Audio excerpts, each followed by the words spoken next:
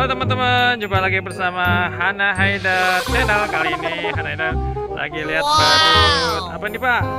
Badut Mario Bros nih teman-teman. Nih kayaknya pernah ketemu sama bapaknya nih Pak.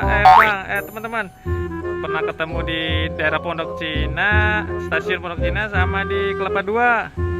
Nih bapaknya, dengan namanya siapa Pak? Mamat. Pak Mamat.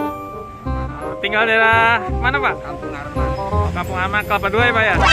Oh, biasa tiap hari sini Pak? Tiap hari, kadang-kadang Jumat libur. Oh, Jumat libur.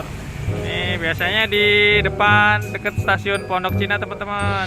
Nih lihat kostumnya Pak ya, lihat kepalanya Pak. Bisa lihat dalamnya Pak?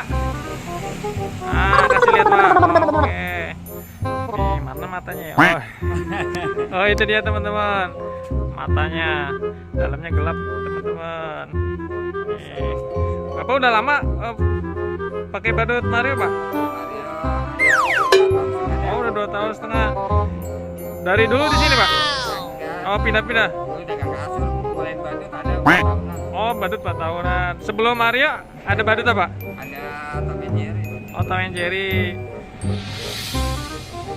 Di rumah ini ya badutnya? Masih ada ya Tom and Jerry? Cuma jarang dipakai Pak?